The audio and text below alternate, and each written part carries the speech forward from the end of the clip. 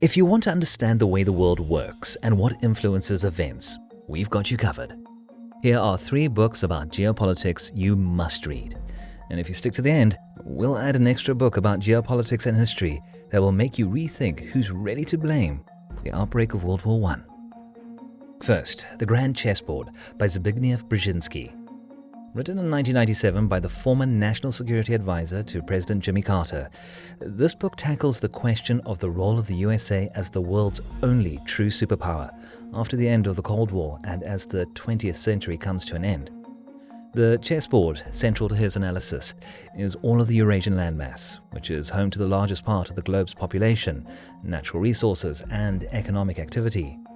After dividing it in 4 parts, Europe, Russia, Central Asia, and Eastern Asia, Brzezinski details the various strategic ramifications of the new geopolitical realities. What's the future of China, opening its markets to the world? Does the USA viewing China as a threat is likely to become a self-fulfilling prophecy? In Europe, find out why France and Germany will play pivotal geostrategic roles in the future that Britain will not. Understand the historical identity problem of Russia without the Soviet Union and its relationship with Europe and former possessions like Ukraine or in Central Asia. In fact, you'll understand precisely the motivation for the war in Ukraine and annexation of Crimea. Brzezinski also explains why NATO expansion offered Russia the chance to undo the mistakes of the past and why it could not afford to lose that opportunity.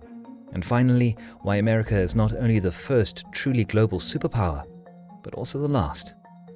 Number 2, The End of the World is Just the Beginning by Peter Zeihan. Peter Zeihan has risen to fame over the past years for his amazing ability to break down complex military, economic, and political topics in simple explanations. He's a fan favorite of many people interested in all things geopolitics, and for good reason. He's also not shy about bold predictions. This book, released in 2022, is an amazing trip through the complexities of the world. The end of the world Zeihan refers to is the world most of us are accustomed to, a product of the global trade system in action since World War II. This world is an exception to the normal of human life. In the West, it means the fast and easy access to everything. Everywhere else, the most remarkable period in lifting millions out of poverty, avoiding millions of deaths from famine, disease, and even wars. This is the world that is ending. Starting with an amazing and in-depth explanation of how human civilization evolved to the present day, that everybody should read and understand. Zeihan then moves to the disorder, a world where the USA, the lone superpower, is no longer interested in playing policeman at the worst possible time. A world of declining demographics, resulting in a collapse of consumption, production, and investment. A world of climate challenges and the scramble for resources and energy.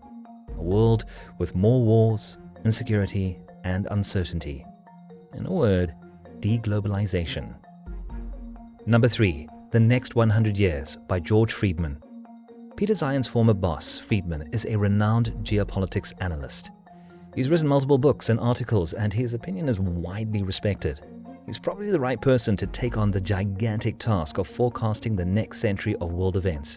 Released in 2009, this book predicts a new Cold War, new superpowers you won't imagine, and conflict in space by mid-century? Friedman takes us on a fascinating journey across time, projecting scenarios based on historical and geopolitical patterns dating back hundreds of years. This book is a must-read, and should you read it, you'll probably catch yourself thinking it's science fiction, but it's not. It's a stellar work of forecasting the future of different nations, rising superpowers, technological innovations, and the outbreak of new conflicts. What will be the role of the United States, the current world superpower, in the future? Which current ally will become its enemy? What happens to Russia and China? Which region, rich in resources, dominated mainly by one country, will disintegrate into multiple areas of control with uncertain borders? This and much more will grab your attention in this entertaining yet realistic foreshadowing. And, as promised, a bonus suggestion. The Sleepwalkers, How Europe Went to War in 1914 by Christopher Clark. World War I is one of the most analyzed conflicts of history. Countless books have been written about what was known as the Great War. This, however, is no ordinary book.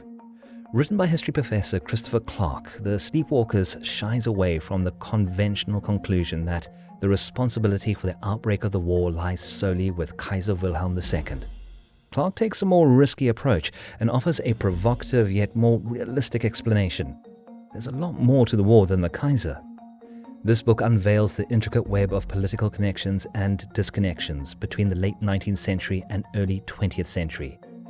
How emperors, kings, princes, presidents, prime ministers, ambassadors, and diplomats all played a role in the political and diplomatic mishaps that led the world to the most destructive war the world had ever seen.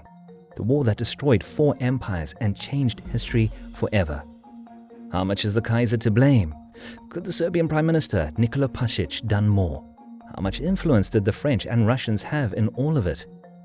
If it seems obvious to us now that the war was bound to happen sooner or later, why was the feeling in Europe exactly the opposite in the spring of 1914?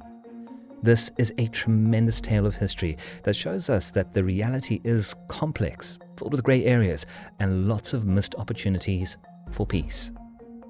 Thank you for watching, and we'll see you next time.